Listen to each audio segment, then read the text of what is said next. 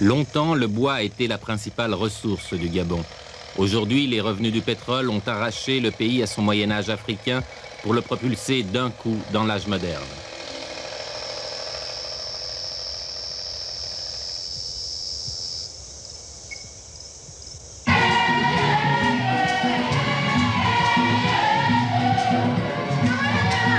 Ce pays, qui ne possède pratiquement pas de route, inaugure son Boeing 747 piloté par un équipage français.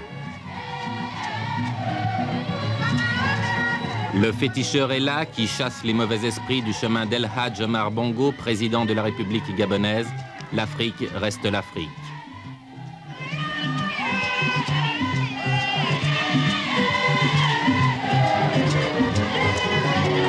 Pourtant, si le président conserve son féticheur, c'est aussi à des professionnels qu'il confie sa sécurité personnelle.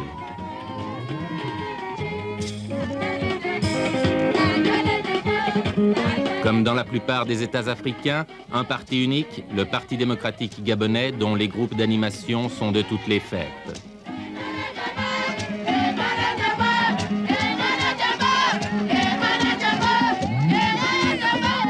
De tous les invités, retenons-en 3, car rien ne se fait sans eux dans cette ancienne colonie française. L'ambassadeur de France, M. Maurice Delaunay.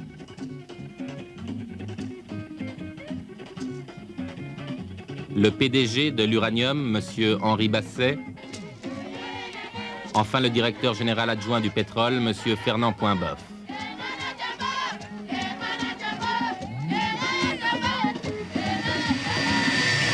Le Gabon résiste mal à l'ivresse de ses richesses. Officieusement, sa dette extérieure s'élèverait à près de 3,5 milliards de dollars.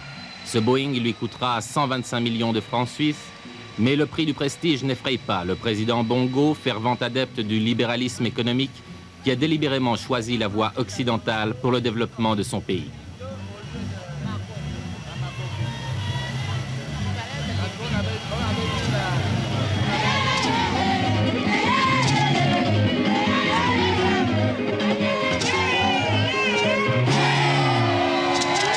De très nombreux Français agissent dans l'entourage du président, parmi ses conseillers et à tous les niveaux. Ainsi, à la tête de la garde présidentielle se trouvent le général Martin et le général Bettencourt, deux anciens de l'armée française.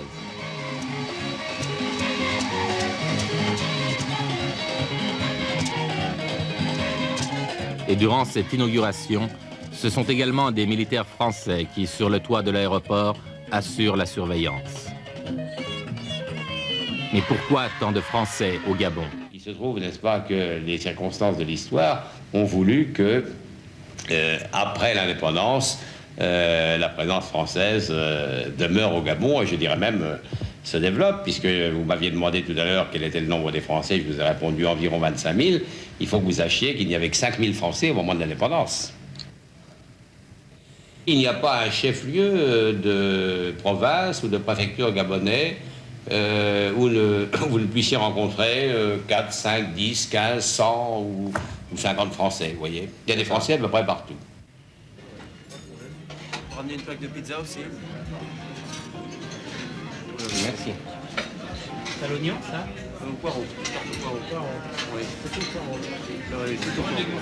Ils sont donc 25 000 Français à résider en permanence dans ce pays peuplé seulement de 700 000 habitants environ.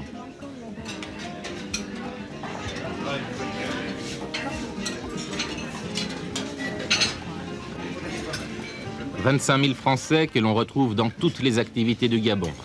700 d'entre eux se trouvent dans le secteur de la coopération, mais le secteur privé est largement plus important avec les mines, l'industrie, le commerce, l'import-export, etc.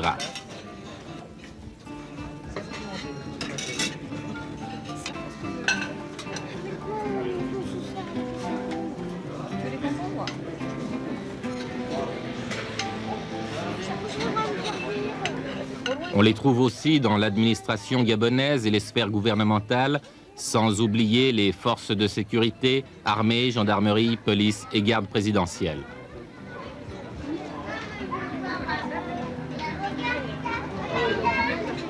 Aux anciens colons établis en Afrique depuis longtemps sont venus s'ajouter des milliers de Français moyens, techniciens ou petits commerçants. On les retrouve nombreux, ces Français, pour le repas du dimanche, et ils vivent au Gabon comme ils vivaient en France. On est bien, on a des amis, quoi. On se trouve quand même avec des Européens, on n'est pas tout seul. Puis ça parle français. C'est déjà pas mal, on ne se sent pas dépaysé, hein, descendre d'avion. Vous n'êtes pas dépaysé? Non. Parce que la majeure partie des Africains parlent français. Finalement, vivre ici ou vivre dans une petite ville de province Oui, c'est pareil. N'était-ce la chaleur et l'humidité? On se croirait à Libreville dans une ville de province française. Même nom de rue, même cabine téléphonique, même boîte postale, même genre d'établissement bancaire et même magasin. Qu'est-ce qu'il vous fallait? Je veux quelques tranches de saumon. Deux. Un petit poulet. 1,3 kg, ça va aller, Madame Valentin? Voilà, Madame Valentin, merci beaucoup. Pour mettre des prochains.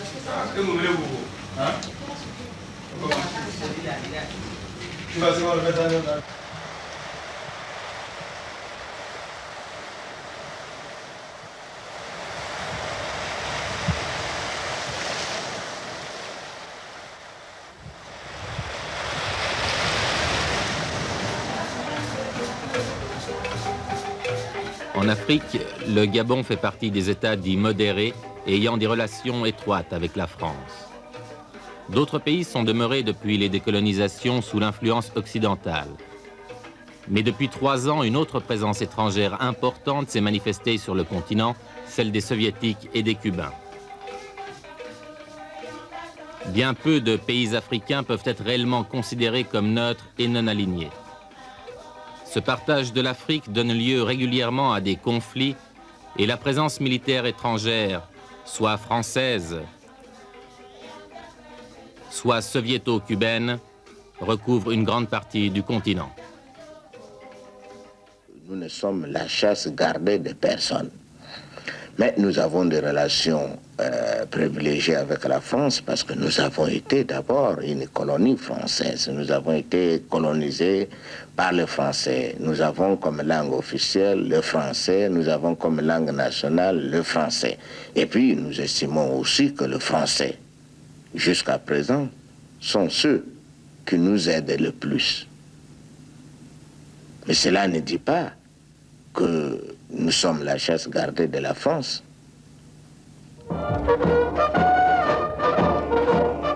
Accueil sobre, digne, mais plein de chaleur pour le président de la République, arrivé hier après-midi à Libreville, la capitale du Gabon.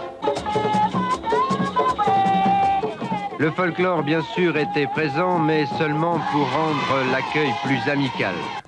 Car on sent bien ici que la coopération s'exprime de plus en plus, au-delà des danses africaines, par des liens privilégiés de pays à pays. La France est au Gabon pendant 3 jours, d'abord parce que les 2 pays ont décidé de signer ensemble des accords économiques où chacun trouve son intérêt. Enfin, disons-le simplement, sans fausse pudeur, M. Giscard d'Estaing et M. Bongo s'aiment bien, comme l'exprime cette chanson, diffusée toutes les heures à la radio et chantée hier soir devant l'aéroport.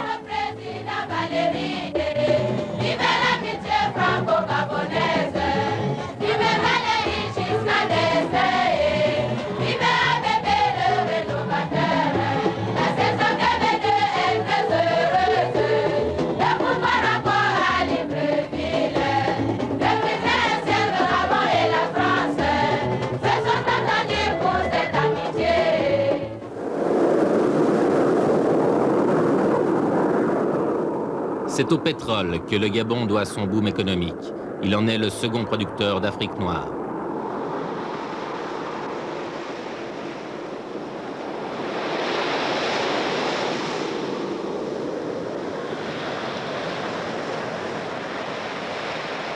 La société qui exploite ce pétrole est française, même si elle s'est donné une apparence juridique gabonaise sous le nom de Elf Gabon. Le président Giscard ne s'y est pas trompé lors de sa visite officielle en août 1976. L'un de ses premiers déplacements fut sur la plateforme d'extraction Grondin, au large de Port-Gentil.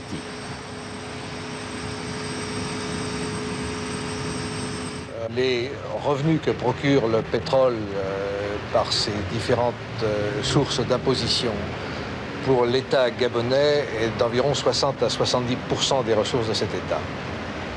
Donc c'est véritablement vital pour le pays. C'est actuellement vital pour le pays, vraisemblablement. Quel est le statut juridique de Elf Gabon? Elf Gabon est une société de droit gabonais, je dirais une société tout à fait normale. Au niveau des actionnaires, l'État gabonais détient une participation de 25% dans le capital de la société. Le reste est détenu pour un peu plus de 50% par le groupe français Elf Aquitaine et les 25% restants étant répartis dans le public, en général en France. Le pétrole d'Elf Gabon représente plus de la moitié de la production de la société française Elf Aquitaine, présidée par l'ancien ministre Albin Chalandon. C'est donc une source d'approvisionnement importante pour la politique énergétique de la France. Est-ce qu'on peut dire que la présence française est vitale pour le Gabon? Vous me posez une question à laquelle il est un peu difficile de répondre, n'est-ce pas? Si nous n'étions pas là, d'autres que nous pourraient être là. Hein. Par conséquent, elle est vitale dans la mesure où nous sommes là, mais on peut dire que d'autres que nous pourraient être là, bien entendu. Ce qui est certain, n'est-ce pas, c'est que le Gabon ne serait pas ce qu'il est s'il n'y avait pas auprès des Gabonais une présence de gens capables d'assumer certaines responsabilités au niveau technique. Ça, c'est bien évident. On peut dire que la politique pétrolière qui est menée à l'heure actuelle par le gouvernement gabonais ne pourrait pas se faire sans nous. Elle se fait en particulier avec la société Elf Aquitaine, elle pourrait se faire avec d'autres sociétés. Il se trouve que c'est Elf Aquitaine qui est là, par conséquent, on peut dire que donc, la politique pétrolière, le développement pétrolier du Gabon ne se ferait pas sans les Français.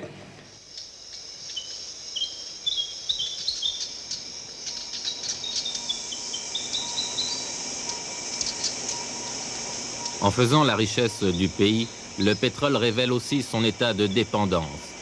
Les recettes de l'État gabonais proviennent à 67% de l'or noir qu'exploite Elf Gabon, en fait, on l'a vu, une société française.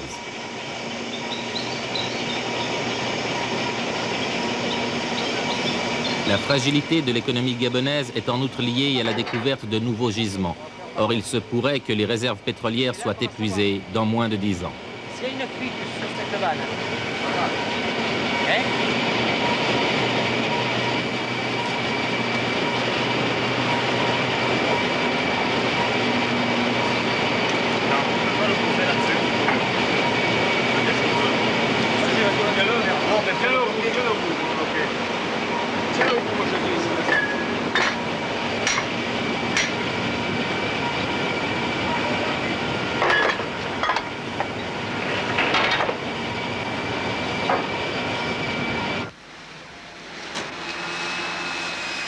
Détail révélateur, c'est l'immeuble de la société Elf à Libreville qui abrite le musée national gabonais.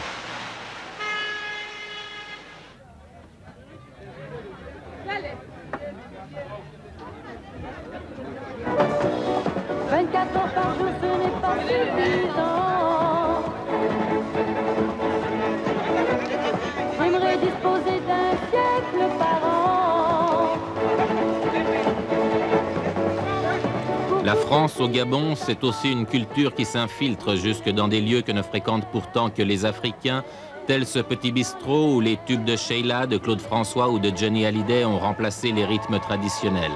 Ici, deux cultures se superposent, mieux elles s'affrontent. Résultat, un métissage culturel qui fait que l'Africain, littéralement, ne sait plus sur quel pied danser.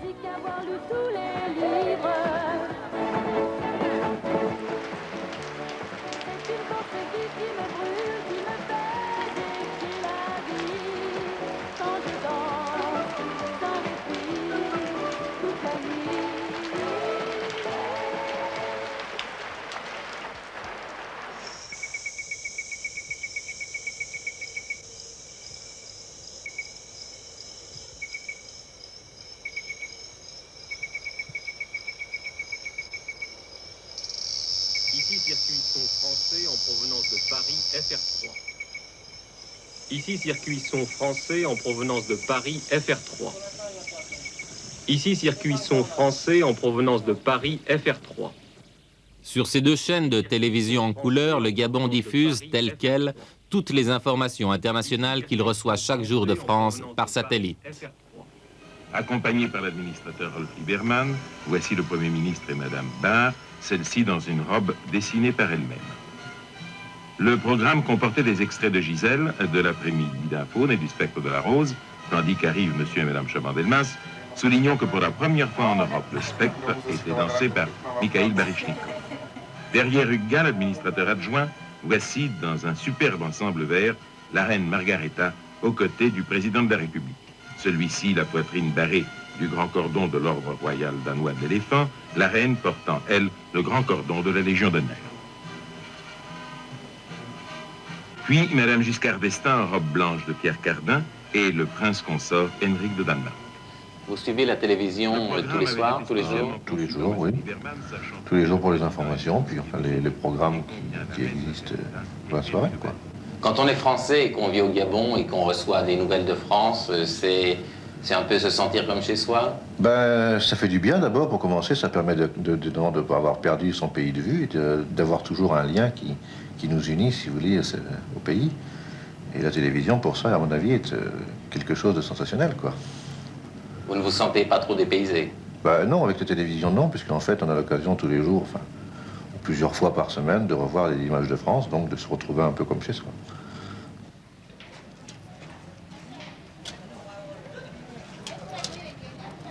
Même phénomène de dépendance avec la presse. La chose écrite a trouvé en Afrique un terrain d'autant plus perméable que ce continent, durant des siècles, n'avait perpétué ses valeurs culturelles que par la tradition orale.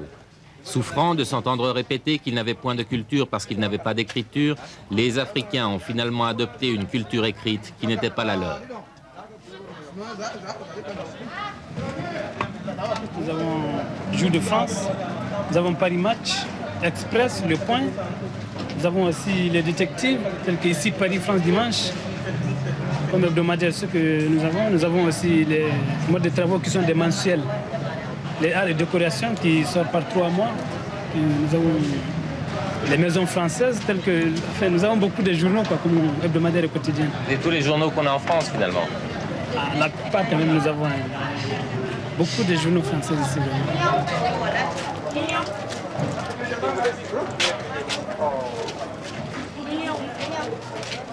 Face à cette masse de publications françaises, un seul journal gabonais, tiré à 15 000 exemplaires, est vendu à Libreville.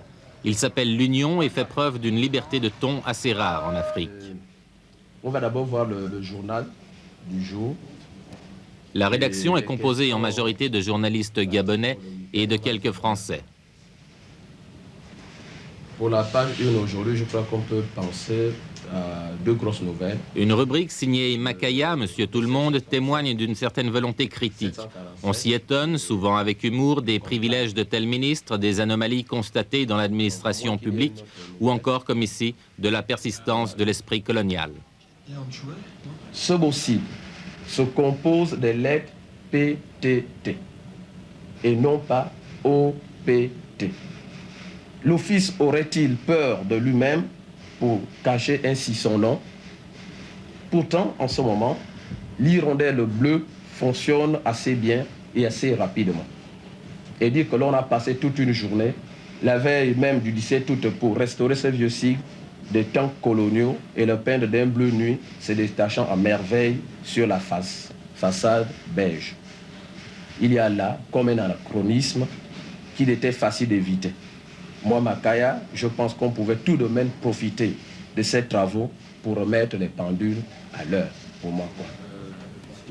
Édité par le groupe Senapresse, français à 25%, l'Union est distribuée par Hachette, la plus grande maison de diffusion française, et sa publicité passe par Havas, l'une des plus importantes entreprises du genre en France.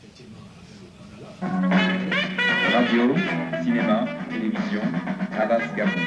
Toute votre publicité, Havas Gabon. Incroyable ce goût d'orange. Ce bon temps. Très bon. Et chaque fois, c'est la même chose. un incroyable goût d'orange. Cléracil pénètre dans le bouton et la sèche. Le bouton disparaît. Comme moi, utilisez Cléracil, le traitement anti-bouton.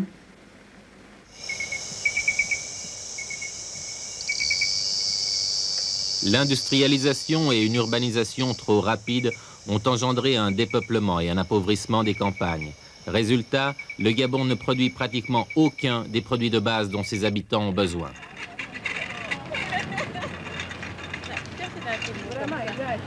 Conséquence de ce déséquilibre entre ville et campagne, une paupérisation de l'habitant de la brousse et, en ville, une inflation qui fait de Libreville l'une des capitales les plus chères du monde.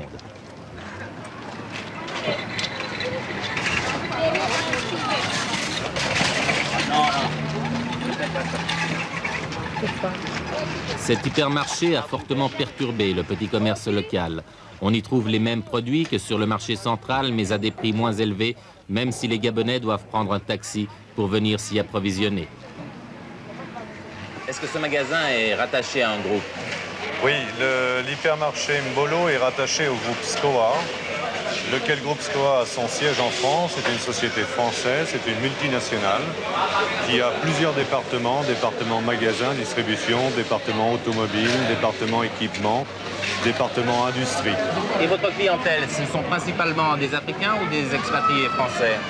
Et on peut considérer à l'heure actuelle que 65% de notre clientèle dans les secteurs bazar, nouveautés et alimentaires non périssables est africaine. Par contre, le pourcentage est beaucoup plus important de clientèle européenne dans les vivres frais.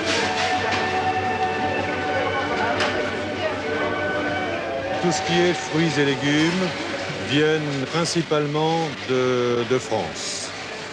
Pour une grosse partie, ça vient de France sur les marchés de Bordeaux, sur les marchés de Paris.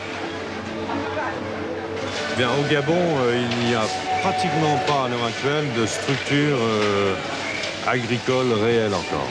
On peut dire que la capitale, finalement, est nourrie de l'extérieur. Ah oui. Et le Gabon, en grosse partie, est nourri de l'extérieur. Autrement, pour ce qui est de la viande, qui est impérissable toujours, elle vient presque exclusivement de Rhodésie.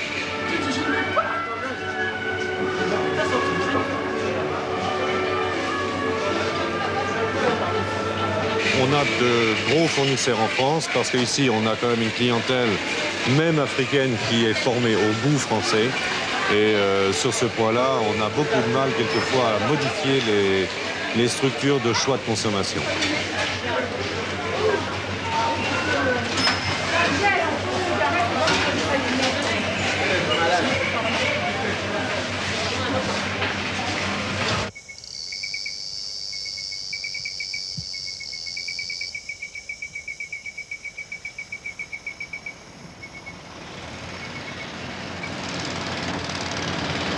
Autre richesse de ce pays, ses réserves minières, notamment de manganèse, de fer et d'uranium.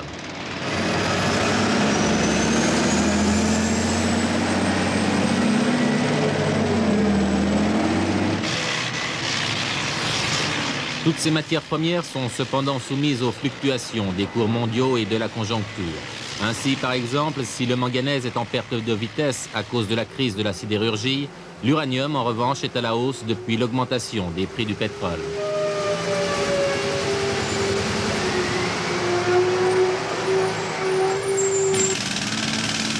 Le gisement d'uranium de Mounana, dans la région de Franceville, place le Gabon au 6e rang mondial des producteurs de ce minerai hautement stratégique.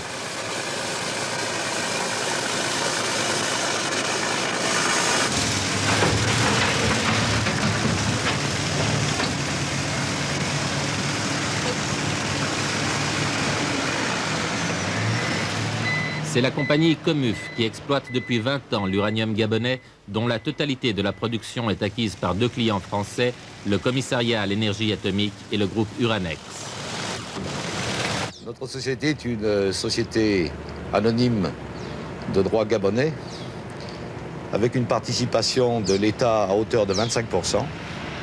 1% du capital est également détenu par des personnes physiques gabonaises, dont des membres de notre personnel. Le reste du capital, soit 74%, est détenu par des intérêts à majorité français. Comment expliquez-vous la valeur subite qu'a prise ces dernières années l'uranium?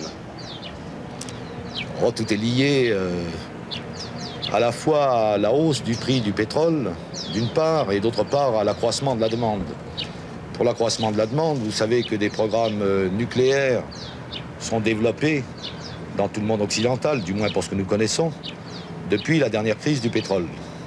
L'un est lié à l'autre, d'où en ce moment, ou plus exactement depuis 2 ou 3 ans, une demande soutenue sur le marché de l'uranium, la production n'ayant pas suivi les possibilités du marché.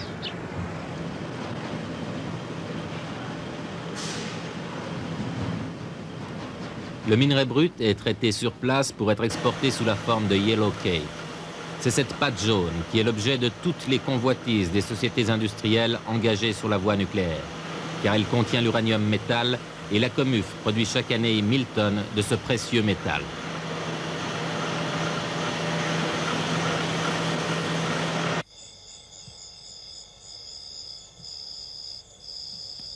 La Comuf emploie 167 agents expatriés de France qui vivent ici avec leurs familles. Au total, ce sont quelques 350 personnes qui se trouvent dans cet îlot français au cœur de la brousse gabonaise.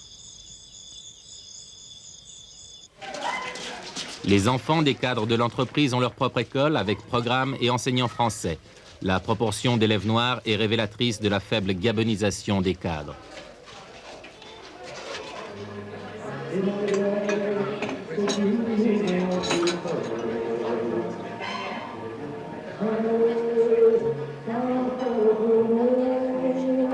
Tout a été mis en place par l'entreprise pour que le personnel, loin de France, ne se sente pas trop isolé.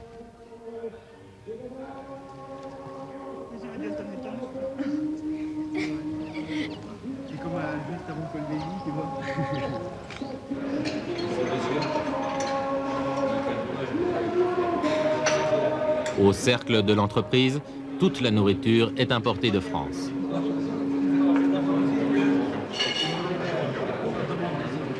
Vous n'êtes pas seulement l'administrateur d'une société d'extraction ou d'exploitation d'uranium, mais vous avez un rôle beaucoup plus large.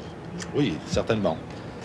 Puisque je dois m'occuper aussi de ces problèmes qui sont plutôt la vie d'une communauté et qui maintenant s'imbriquent avec ceux de la commune de Mounana qui a été créée depuis 1 an et demi.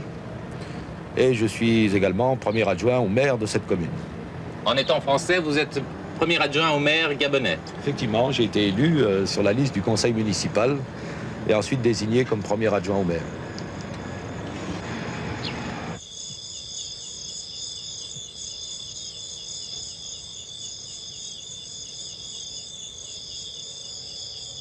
Mounana, ce qui n'était qu'un petit village de brousse il y a 20 ans, est devenu une ville.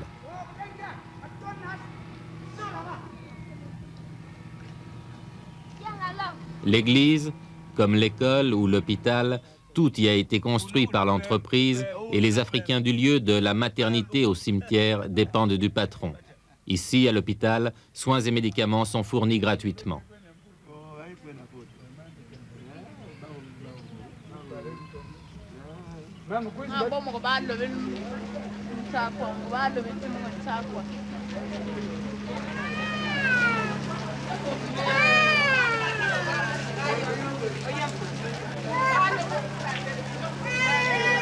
À l'actif de l'industrialisation, relevons que le pays possède l'un des meilleurs niveaux d'hospitalisation et de scolarisation du continent.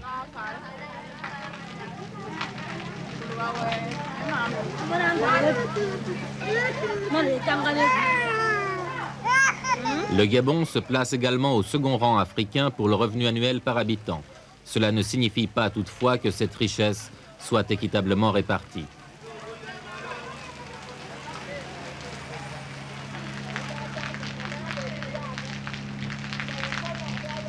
De petites demeures familiales en dur ont été aussi construites pour les employés africains de l'entreprise. Elles possèdent 2 coins cuisine, dont l'un aménagé à l'extérieur afin de ne pas heurter les habitudes de la femme africaine.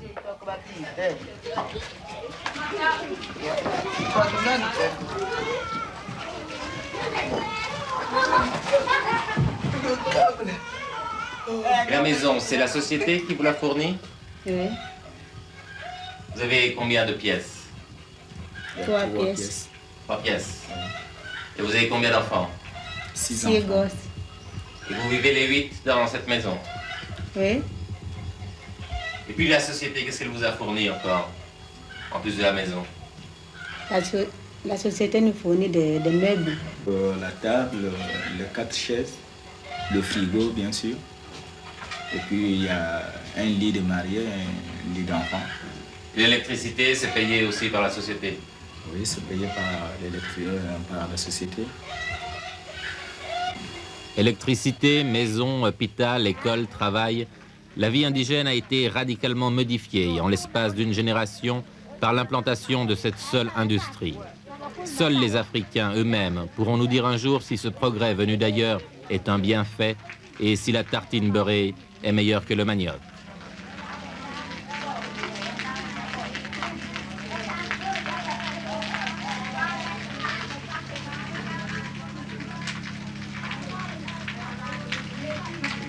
Comme tous les pays africains, le Gabon a hérité du colonialisme des frontières arbitraires. Des ethnies ont été brassées ou coupées, comme ici les Fang du Nord et les Batékés du Sud. Le caractère perméable de ces frontières pourrait rendre fragile la situation du Gabon, qui d'autre part est entouré de pays abritant des Cubains. Il y en a 700 sur l'île de Sao Tomé, 250 en Guinée équatoriale et 500 au Congo, à quelques dizaines de kilomètres seulement des gisements d'uranium. Les événements, les tentatives de déstabilisation auxquelles on a pu assister récemment vous ont donné à réfléchir, non? Non, pas particulièrement dans notre région. Je ne pense pas, je vous le répète, que notre région soit particulièrement visée. Et puis, de toute manière, c'est une question qu'il vaudrait mieux que vous posiez au chef de l'État. Il serait mieux à même que moi de vous y répondre. Mais je peux vous dire, en ce qui concerne notre communauté d'expatriés, que nous n'avons pas de ces inquiétudes. Mais tout de même, vous dirigez une entreprise importante, vous devez prévoir même ce qui paraît a priori impossible. Prévoir, oui, pourquoi pas? Eh bien, disons qu'on a prévu. Vous auriez les moyens de défendre et l'entreprise et le personnel? Je pense qu'on nous aidera à la défendre. J'en suis même persuadé. Eh bien, les forces légales de ce pays, elles défendront, je pense, leur richesse. Et il n'y a pas d'inquiétude à avoir de ce côté-là.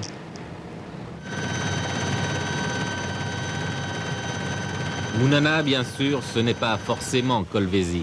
Il y avait à Kolwezi un problème politique intérieur, celui des Katangais. Mais tout de même, rappelez-vous, la situation ressemblait beaucoup à celle de Mounana. Il y avait là-bas une mine de cuivre exploitée par des Belges. Il y a ici une mine d'uranium exploitée par des Français.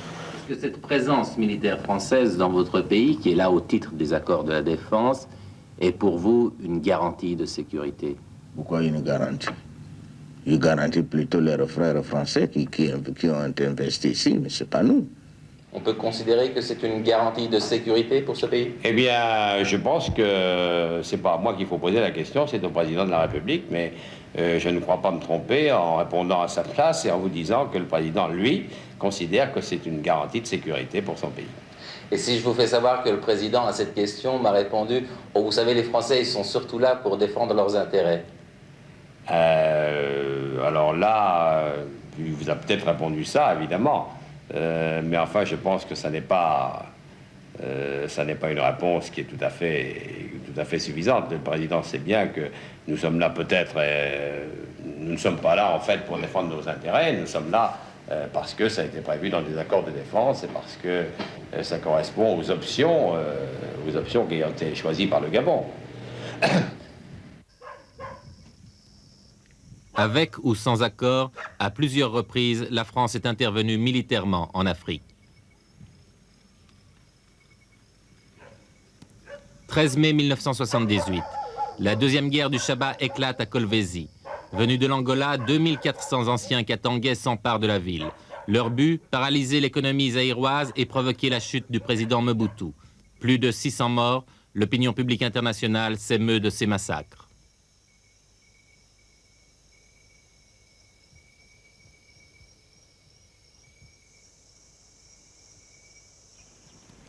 Six jours plus tard, 600 parachutistes français sautent sur la ville. Ils appartiennent au 2e régiment de la Légion étrangère et viennent de Corse. La France devance ainsi la Belgique, qui est pourtant directement concernée, puisque ce sont surtout ses ressortissants qui sont en danger.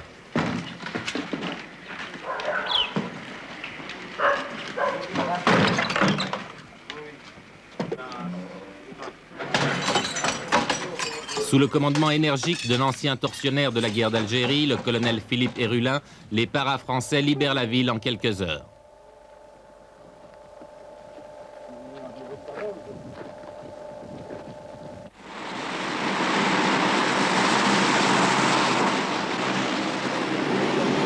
De nombreuses vies humaines sont épargnées. Giscard d'Estaing fait figure de sauveur. Il n'a agi, dit-il, que pour des motifs humanitaires et l'atrocité des massacres lui donne apparemment raison.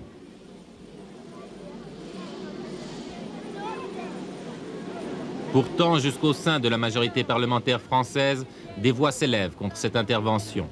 Elles accusent la France de se mêler d'un problème qui ne la regarde pas et, pour des raisons bassement économiques, de voler au secours d'un régime politique compromis.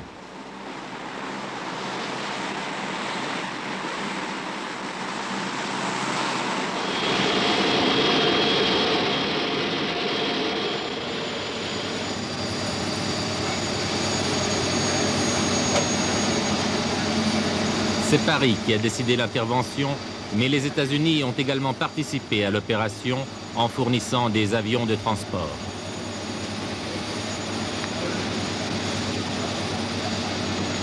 Depuis le traumatisme vietnamien, les Américains préfèrent laisser à d'autres ce genre d'initiative et se contenter de leur apporter un soutien logistique ou financier.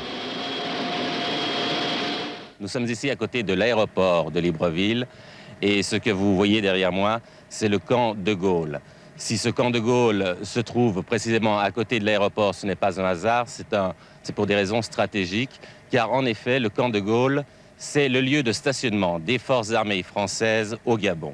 Il y a en effet ici au Gabon, en permanence, 500 militaires français qui se trouvent dans le pays au titre de l'accord de défense que la France a signé avec le Gabon au moment de son indépendance en 1960. Avant de venir ici, nous avions sollicité l'autorisation auprès du ministère de la Défense à Paris pour filmer ces militaires français au Gabon.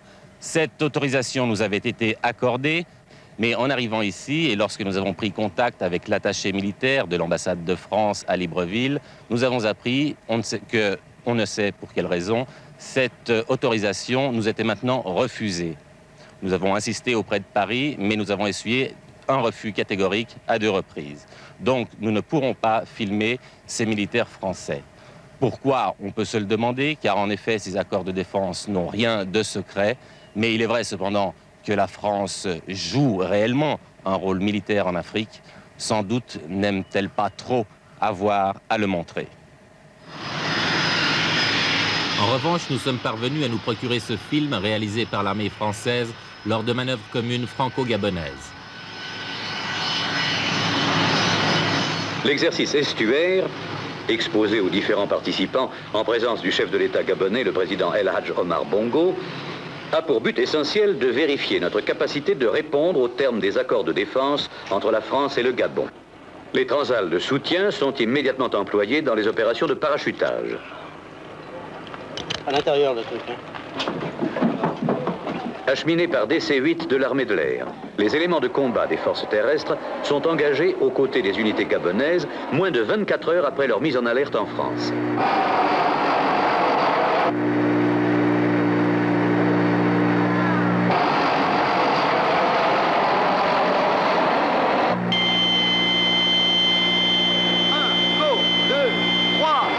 La France est donc capable, et elle l'a prouvé, d'intervenir rapidement sur le continent noir où ses effectifs militaires s'élèvent à 14 000 hommes.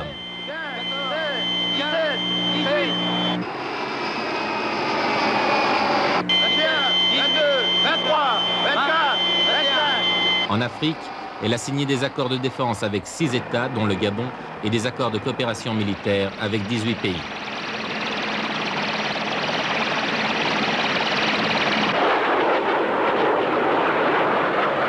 Deux escorteurs de la Marine nationale, figurant l'adversaire dans la première phase, sont recherchés puis attaqués par les Jaguars.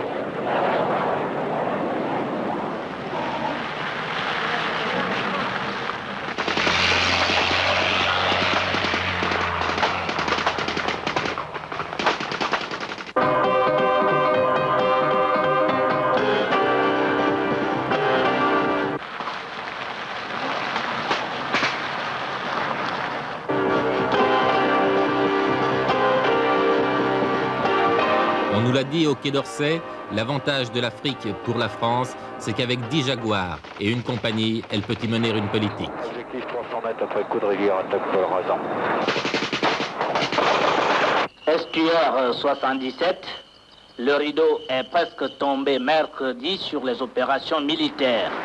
L'opération Estuaire 77 avait pour objectif principal d'entraîner ensemble les moyens destinés à coopérer au titre des accords de défense franco-gabonais.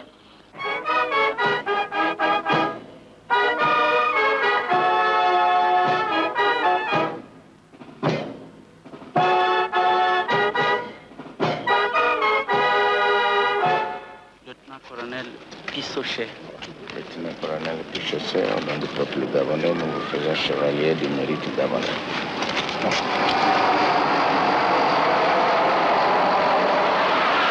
Est-ce que c'est une force d'intervention réelle en cas de conflit ou c'est surtout une force de dissuasion psychologique? C'est-à-dire que c'est certainement une force de dissuasion. Maintenant, en cas de conflit, elle ne pourrait être appelée à intervenir que sur la demande expresse du gouvernement gabonais, si le gouvernement gabonais était menacé. L'ambassadeur de France sait de quoi il parle puisque, en hiver 64 déjà, les parachutistes français étaient intervenus pour sauver le chef de l'État de l'époque. Léon Mba, en effet, le prédécesseur du président Bongo, avait manqué d'être renversé par un putsch militaire. Il y a depuis quelques années un élément nouveau en Afrique, c'est la présence soviéto-cubaine. Comment la France ou les pays occidentaux peuvent-ils faire face à cet élément nouveau? Il est bien évident que les soviétiques, qui autrefois ne s'intéressaient que d'une manière très relative en Afrique, viennent d'essayer d'étendre leur influence sur un certain nombre de pays que vous connaissez. Les Russes font un effort important, soit directement, soit avec le soutien et le concours des Cubains. C'est une menace? Je pense que nous, Occidentaux, nous devons considérer que c'est une menace. Et je pense surtout que la plupart des chefs d'État dits modérés considèrent que c'est une menace. Et vous savez très bien qu'ils s'en sont exprimés très librement, d'ailleurs, à l'occasion de la dernière conférence franco-africaine qui s'est tenue à Paris. C'est le 22 mai dernier que se tient à Paris le 5e sommet franco-africain. Le président Giscard va y recueillir les fruits de son intervention au Chabat, une participation record de 20 États africains. Le président Bongo, lui, va s'y réaffirmer comme un admirateur inconditionnel du président français.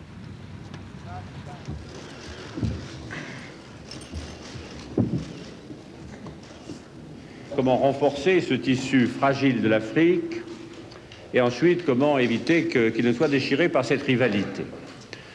Sur le premier point, je vous dirais que l'initiative d'organiser la sécurité de l'Afrique doit être prise par les Africains. Et ce que j'ai noté avec beaucoup d'intérêt au cours de cette conférence, de la part du doyen, le président Houphouët-Boigny, de la part du président en exercice de l'OUA, c'est la volonté des États africains de réfléchir eux-mêmes d'abord, de prendre ensuite des initiatives pour organiser la sécurité de leur continent. Nous comptons sur l'appui de la France. Et nous ne sommes pas complexés, nous vous le disons honnêtement. En concertation avec le chef de l'État français, les présidents Houphouët-Boigny de Côte d'Ivoire, Senghor du Sénégal et Bongo du Gabon parviennent à faire inscrire à l'ordre du jour la sécurité militaire en Afrique. Tout le monde est encore sous le choc du drame de Kolwezi. C'est une consécration pour la France.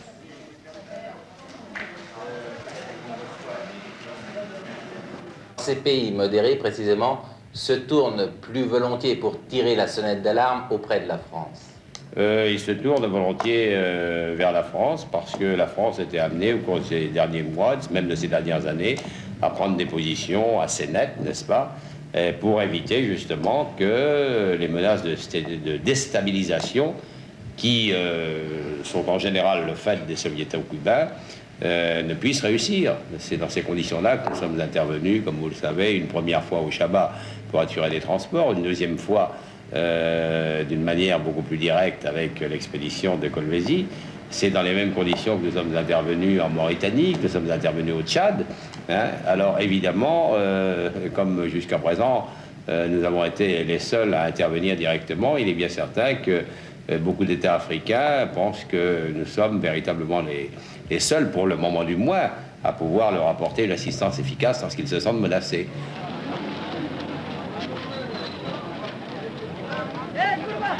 Les Soviétiques et les Cubains interviennent massivement en Afrique, c'est vrai, mais cela justifie-t-il toutes les erreurs occidentales? En réalité, au Tchad, la présence militaire française date du 10 août 1960, soit 4 jours seulement après la déclaration de l'indépendance du pays. À l'époque, il ne s'agissait pas de protéger des ressortissants français contre un agresseur étranger, mais de soutenir un ami de la France, le président Tombalbaye, dans sa répression contre les insurgés Toubou du Tibesti.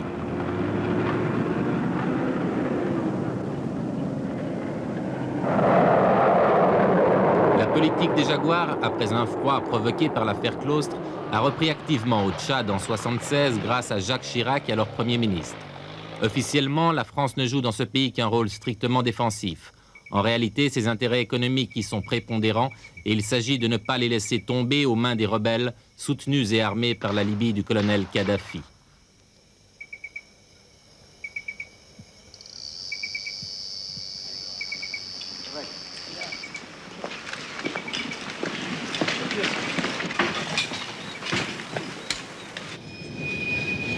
Autre point chaud où la France s'est engagée, le Sahara occidental, ancienne colonie espagnole. Les combattants du Front Polisario, qui ont proclamé une république sahraoui démocratique, mènent plusieurs opérations contre le train qui transporte le fer et contre le centre minier de Zouérat en Mauritanie, où travaillent des Français.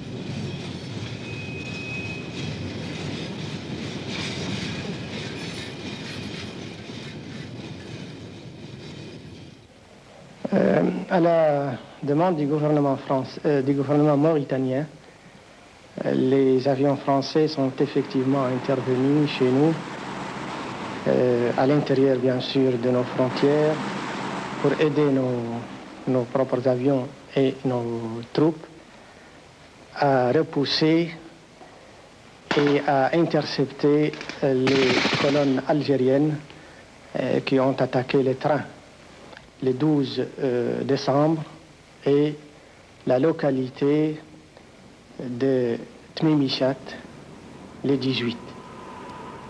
L'ancien président mauritanien parle de colonnes algériennes, mais l'Algérie, qui soutient le Polisario, affirme que ces soldats du désert sont des Sahraouis. Une chose est sûre, c'est que les Jaguars qui sont encore intervenus cette année sont, eux, bien français.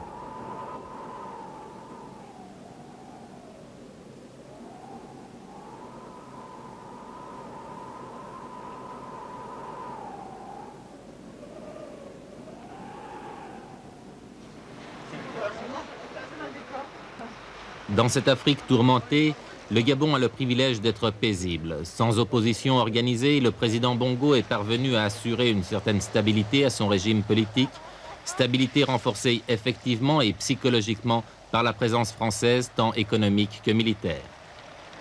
Direct. Ah, bravo, bravo. Quoi? Ouais. Bon, maintenant nous le savons officiellement. Chien là-bas dessous. Mets-le bien dessous. Hein. Oui, c'est vrai. On est presque voisins en France. Mais tu es originaire d'où, toi? Charente-Maritime. Charente-Maritime, et vous? Oui. Le plus beau pays du monde. Ouais. Non, C'est Périgord. non, c'est la Charente-Maritime. Mais... Et le cognac. Et des chapelles romanes. Ah oui. Vas-y, Ahmed, va. C'est toi le meilleur.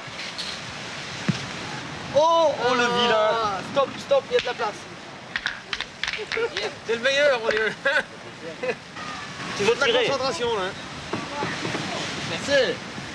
Allez, on essaye. Souvent, les Français viennent au Gabon parce qu'ils sont menacés de chômage chez eux.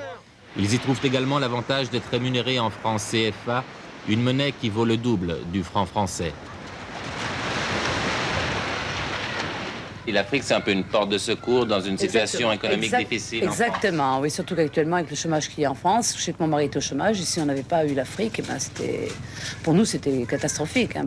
Et pour vous, c'est quoi l'Afrique? Ben, pour nous, disons, c'est une découverte, si vous voulez, je ne sais pas comment vous expliquer.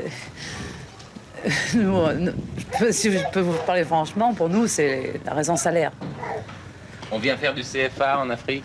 On peut peut-être pas employer vraiment le terme venir faire du CFA, mais enfin disons que dans la logique, on fait quand même du CFA. Alors si vous voulez, on vit sur la paye de la femme dans la mesure où la femme travaille. Et on met en somme la paye du mari de côté. Des choses qu'en France, on ne peut pas faire.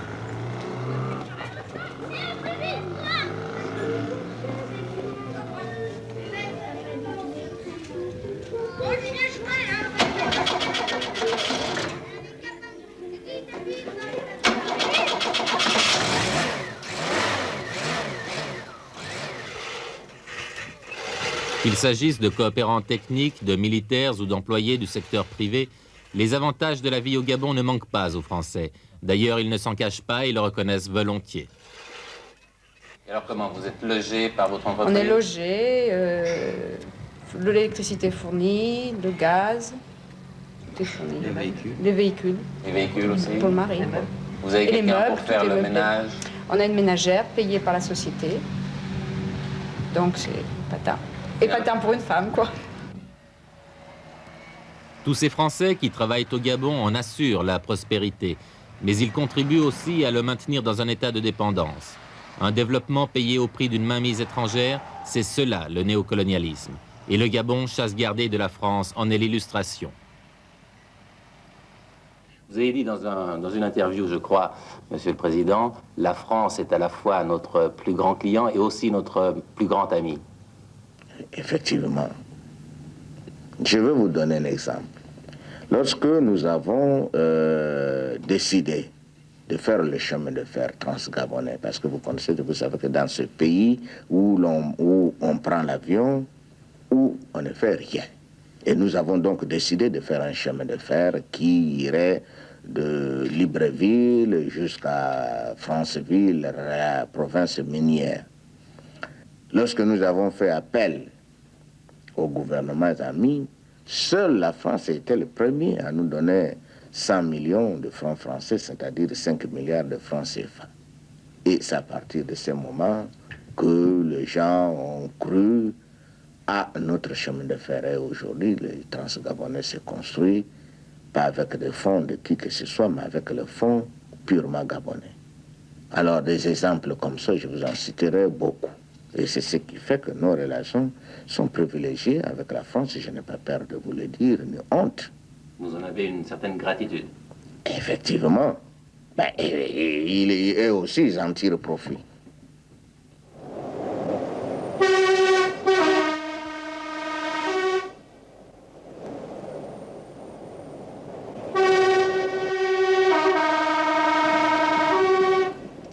Le chemin de fer transgabonais est actuellement le projet prioritaire du Gabon. C'est un projet de très grande envergure dont la réalisation est vitale pour le pays car il constituera la principale voie de pénétration dans les zones économiques du bois, de l'uranium, du manganèse et du fer. C'est fâché, hein?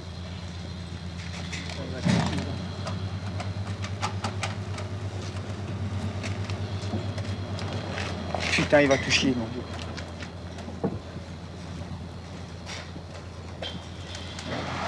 Le président Bongo l'a reconnu, ce projet n'aurait pas vu le jour sans la France, ni financièrement, ni techniquement, car ce sont parmi les meilleurs spécialistes français qui sont ici, dont certains spécialement détachés par la SNCF. Avance! Et pourquoi vous freinez à chaque fois? Mettez le frein à main! Au lieu de mettre l'air, vous mettez le frein à main! Allez, là, tire, mon Dieu! La cendrière, encore, tire! Encore un peu les traverses!